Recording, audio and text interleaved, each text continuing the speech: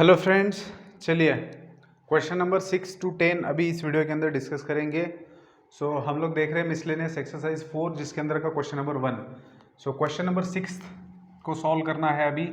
Late I be equals to integration of 1/x² into e raise to 1/x dx from 1 to 2। देखते ही समझ में आता है कि यहाँ पर सब्स्टिट्यूशन होगा, और क्या सब्स्टिट्यूशन होगा, तो ई के सिर के ऊपर जो बैठा हुआ है उसकी जगह अगर टी सब्स्टिट्यूट करेंगे तो ये और ये कन्वर्ट हो सकता है dt में। तो सब्स्टिट्यूशन तो बहुत सिंपल है, आगे की चीज़ें सही तरीके से करेंगे तो आंसर तक पहुँच पाएंगे। ऑब्जेक्टिव क्वेश्चन है, ठीक है, ऑप्शन दे रखे हैं लेकिन मैंने due to the lack of space लिखा नहीं है। हम लोग सही आंसर फाइंड आउट कर लेंगे, आप लोग ऑप्शन ढूंढ सकते हो। पुट सब्स्टिट्यूशन है 1/x is equal to T. अब इसको डिफरेंशिएट करना है विथ रिस्पेक्ट टू x। हमें मिलेगा 1/x का डेरिवेटिव आएगा -1/x² और t का डेरिवेटिव dt/dx, जिसका dx लेफ्ट में आके मल्टीप्लाई होगा dt। फाइनली हम लोग 1/x² dx को लिख सकते हैं -dt। अब जब आपके x का वैल्यू 1 होगा, लिमिट्स के बारे में सोचना पड़ेगा। जब x इज इक्वल टू 1 है तब t का वैल्यू क्या रहेगा, 1/1 दैट इज 1। और जब x का वैल्यू 2 है तब t का वैल्यू क्या रहेगा, 1/2। हम लोगों ने जब 1/x की जगह पर ये सब्स्टिट्यूशन कर रहे हैं तो इससे रिलेटेड लिमिट्स के वैल्यू क्या क्या रहेंगे ये भी फाइंड आउट कर लिया है, ठीक है। अब इस हिसाब से आपका नया फंक्शन किस तरीके से दिखेगा और नया इंटीग्रल किस तरीके से दिखेगा। इंटीग्रल फॉर्म लिमिट्स चेंज हो चुके हैं, 1 से 1/2 तक रहेगा, और फंक्शन के अंदर 1/x² dx की जगह आएगा -dt and e raise to t, ठीक है। E raise to t into -dt आपको मिलेगा। अब ये जो माइनस है बेटा इसको मैं बाहर ले लेता हूँ। 1 integration of e raise to t d t from 1 to 1/2। अब अगर मुझे इस नेगेटिव को हटाना है तो मैं प्रॉपर्टी यूज करूंगा। साइन तब चेंज होता है जब आप लिमिट्स की पोजीशन चेंज करते हो।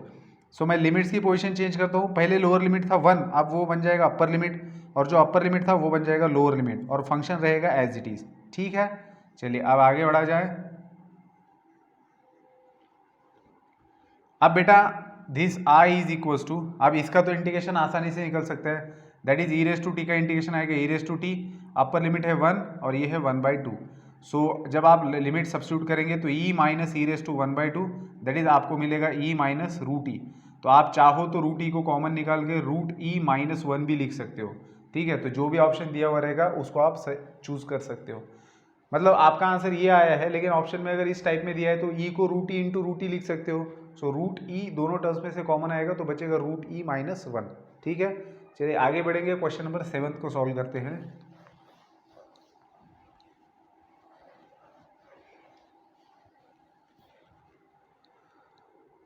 Question number 7, let I be equals to integral of 1/log x माइनस 1/log x² और ये dx, ठीक है। इनडिफिनिट इंटीग्रल में हम लोगों ने इस तरीके का क्वेश्चन पहले भी सॉल्व किया है। This is equal to a + b/log 2। इसके अंदर कोई ज़्यादा दिक्कत नहीं आएगी, क्योंकि अगर इस लिमिट्स को हटा दे तो इनडिफिनिट इंटीग्रल में हम लोगों ने इसको सॉल्व किया है। तो ये कौन से टाइप से रिलेटेड है, ये इस टाइप से रिलेटेड है, e raise to x bracket के अंदर f(x) + f'(x)। इस टाइप का अगर आपका फंक्शन होता है तो इसका इंटीग्रल आता है e raise to x f(x) + c, ठीक है। इस तरीके से अभी हम लोग क्या सोचेंगे फिर कि क्या सब्स्टिट्यूशन किया जाए। Put log x is equal to t, ये हमारा सब्स्टिट्यूशन है। अब कैलकुलस के अंदर बेस कुछ नहीं मतलब e होता है, तो जब आप इसको एक्सपोनेंशियल फॉर्म में लिखेंगे तो आपको मिलेगा x is equal to e raise to t. जब आप इसको डिफरेंशिएट करेंगे विथ रिस्पेक्ट टू x तो क्या मिलेगा आपको, dx is equal to e to the power t into d t, ठीक है। अब लिमिट्स के अंदर क्या क्या चेंज होगा, when x is equal to 2, t का वैल्यू क्या रहेगा। देखिए x का वैल्यू जब 2 रखेंगे तो t का वैल्यू आपको क्या मिलने वाला है, log 2। और जब आप x का वैल्यू e रखेंगे तब t का वैल्यू आपको मिलेगा log e मतलब 1। तो आपके इस सब्स्टिट्यूशन के साथ में लिमिट्स चेंज हो रहे हैं log 2 एंड 1, ठीक है। देयरफॉर आपका इंटीग्रल किस तरीके से बनेगा, log 2 लोअर लिमिट रहेगा, 1 अपर लिमिट रहेगा। अब log x की जगह पर आप लोग लिखने जा रहे हो t -1/t², और dx की जगह पर क्या मिलेगा आपको, e raise to t dt, ठीक है। अब अगर मैं इसको थोड़ा सा अच्छे से अरेंज कर लूँ तो आप लोग इसको स्टैंडर्ड फॉर्म की तरफ से उसके हिसाब से देख सकते हो, उसके रिलेट कर सकते हो स्टैंडर्ड फॉर्म के साथ में। सो ई रेस टू टी को मैं पहले लिखता हूँ, ब्रैकेट के अंदर ये 1/t है, इसको मैं कैसे लिखूंगा, प्लस माइनस 1/t²।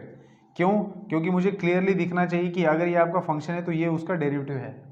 तो हमारा फॉर्मेट होता है ना f(x) + f'(x), तो उस हिसाब से दिखना चाहिए। तो इस वाले का डेरिवेटिव क्या आता है, सॉरी इंटीग्रेशन क्या आता है, फिर इस वाले का इंटीग्रेशन क्या होता है, e raise to T f(x) होता है, e raise to x f(x). So therefore इसका इंटीग्रेशन आएगा e raise to t into 1/t, और अपर लिमिट है 1, लोअर लिमिट है log 2। आप अपर लिमिट और लोअर लिमिट सब्स्टिट्यूट करेंगे, पहले तो अपर लिमिट सब्स्टिट्यूट करेंगे तो आपको मिलेगा e raise to 1 divided by 1 that is e, minus जब लोअर लिमिट सब्स्टिट्यूट करेंगे तो आपको मिलेगा ई रेस टू log 2, ठीक है, और डिवाइडेड बाय log 2। तो आपको यहाँ पर मिल रहा है e - 2/log 2, ठीक है।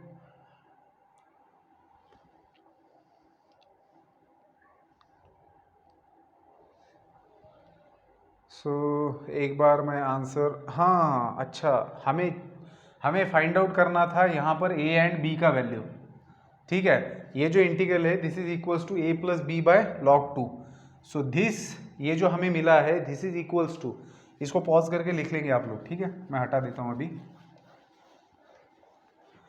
अगर जो आपको मिला है उसकी तरफ अगर आप देखेंगे तो e - 2/log 2 है। So this is equals to a + b/log 2।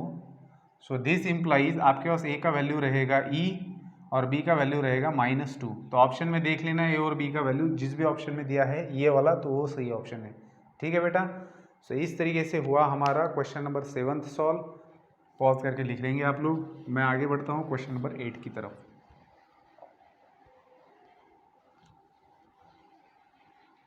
चलिए क्वेश्चन नंबर 8। क्वेश्चन नंबर 8 में दो इंटीग्रल दे रखे हैं आपको। पहला इंटीग्रल है 1/log x dx, ये फंक्शन है आपका, and it is running from e to e²। And दूसरा है आपका integral that is e⁻x/x and dx from 1 to 2, ठीक है। अभी बेटा अगर आप लोग देखेंगे यहाँ पर, तो सबसे पहले वाले इंटीग्रल के बारे में सोचते हैं हम लोग। तो अगर मैं log x की जगह पर t सब्स्टिट्यूट कर देता हूँ तो मुझे क्या मिलेगा, x is equals to e⁻t। इसको एक्सपोनेंशियल फॉर्म में लिखता हूँ, कुछ नहीं मतलब बेस e। सो डिफरेंशिएट करूँगा विथ रिस्पेक्ट टू x, तो क्या मिलेगा, dx is equals to e⁻t into dt। अब इस सब्स्टिट्यूशन के अकॉर्डिंग लिमिट्स में क्या चेंजेस होंगे वो यहाँ पर लिख देता हूँ, ठीक है, डॉट डॉट डॉट करके लिख देता हूँ, क्योंकि मुझे इधर I2 के बारे में मुझे इधर लिखना है। So when x is equals to e, तब आपका t क्या रहेगा, जब x e रहेगा तब t का वैल्यू क्या रहेगा, log e मतलब 1। And when x is e² रहेगा तब t का वैल्यू क्या रहेगा, 2, क्योंकि e² यहाँ पर रखेंगे तो 2 जंप कर जाएगा और log e का वैल्यू तो 1 होता है। सो ये कुछ इस प्रकार से आपको मिलेगा वैल्यू, ठीक है। अब ये वैल्यू आप लोग दिए हुए इंटीग्रल में रखेंगे तो आपको क्या मिल रहा है, यहाँ पर 1 से लेकर तो 2 तक है। फिर log x की जगह पर आप लोग t रख रहे हो और dx की जगह आपको मिल रहा है e⁻t dt, ठीक है। अब इसको थोड़ी देर के लिए ऐसे ही रखते हैं। अब हम इसके बारे में थोड़ी सी बात करेंगे। जैसे आपको ऑप्शन दिया है उस हिसाब से हम लोग जा रहे हैं। सो यहाँ पर अगर आप देखेंगे तो यहाँ पर कुछ सब्स्टिट्यूशन में ज़्यादा उछल कूद मचाने की ज़रूरत नहीं, मतलब उछल कूद ज़्यादा मचाने की ज़रूरत नहीं। क्यों, सिर्फ x की जगह पर t रख दो और इसको डिफरेंशिएट करो विथ रिस्पेक्ट टू x। तो x का डेरिवेटिव आएगा 1 और t का डेरिवेटिव आएगा dt/dx। That means dx will be replaced by dt, dx replace हो जाएगा dt से और x की जगह पर आएगा t। Therefore I2 is equals to e⁻t divided by t और dx जाएगा dt। तो दोनों तरफ देखिए थोड़ा सा I1 और I2 को, लिमिट सेम है, फंक्शन भी सेम है। इसका मतलब क्या हो रहा है, this implies I1 and I2 both are equal. So option में अगर I1 I2 इक्वल दिया है तो ये सही ऑप्शन रहेगा, या फिर I1 - I2 is equal to 0 ये भी दे रखा हो सकता है। तो दोनों में से कौन सा दिया है वो आप देख लेना और उस हिसाब से ऑप्शन चुन लेना, ठीक है बेटा। तो ये क्वेश्चन अच्छा है, इसको मार्क करके रखेंगे आप लोग। आगे बढ़ेंगे क्वेश्चन नंबर 9 की तरफ।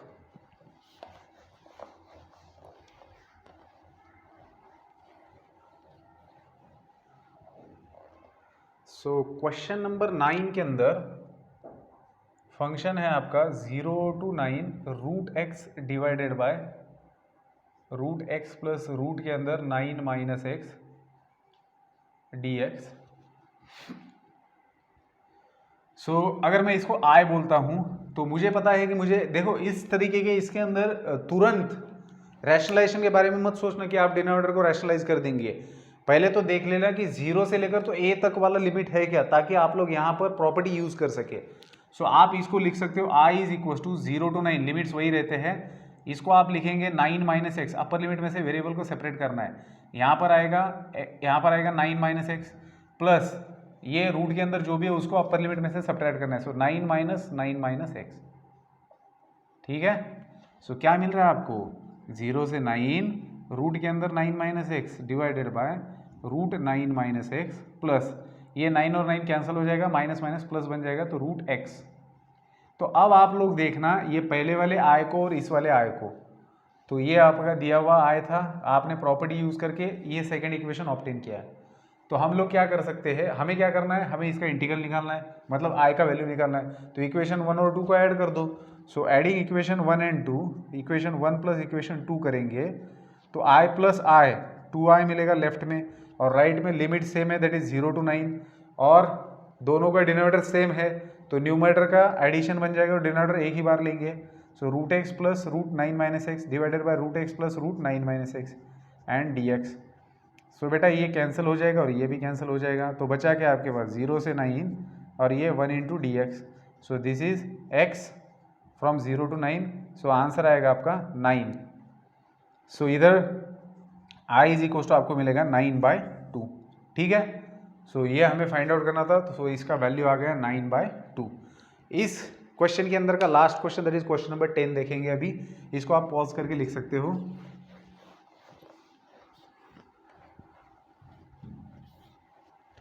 सो क्वेश्चन नंबर 10 है let i be equal to integral of log of 2 plus sine theta divided by 2 minus sine theta d theta and integral is running from -π/4 to π/4, ठीक है।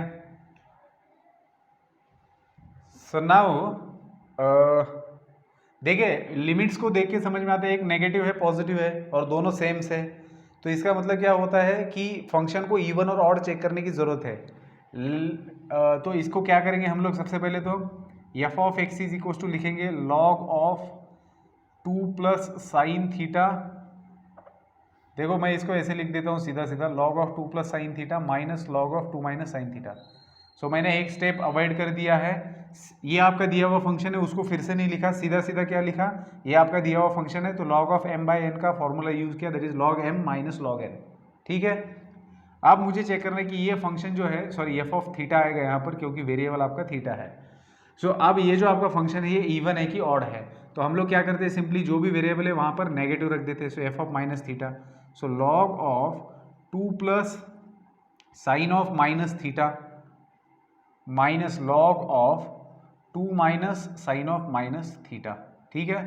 So log of sine of minus theta बन जाएगा minus sine theta, तो आपको मिलेगा 2 minus sine theta, ये minus as it is log of 2 plus sine theta, ठीक है। सो अब अगर आप देखेंगे तो ओरिजिनल जो फंक्शन है उसके अंदर log of 2 plus sine theta positive है और ये नेगेटिव है। सो इसमें से अगर मैं नेगेटिव साइन कॉमन ले लेता हूँ तो ब्रैकेट में मुझे क्या मिलेगा, नेगेटिव साइन कॉमन लेने से ये जो नेगेटिव था वो पॉजिटिव बन जाएगा, that is log of 2 plus sine theta, और ये जो पॉजिटिव साइन था ये बन जाएगा negative, that is minus log of 2 minus sine theta. तो अगर आप इसको ऑब्जर्व करेंगे बेटा तो ये आपका गिवन फंक्शन है, that is minus f of x, मतलब minus f of theta. So आपने f of minus theta is equal to minus f of theta prove कर दिया, this implies given function is odd, और अगर ये odd function है तो इसका इंटीग्रल आएगा 0, इसका वैल्यू आएगा 0, ठीक है। सो इस प्रकार से बेटा यहाँ पर क्वेश्चन नंबर 1 कंप्लीट हो जाता है। मैं नेक्स्ट वीडियो में आपके साथ डिस्कस करूँगा next question, that is question number 2। सो मिलते हैं नेक्स्ट वीडियो में, तब तक के लिए गुड बाय।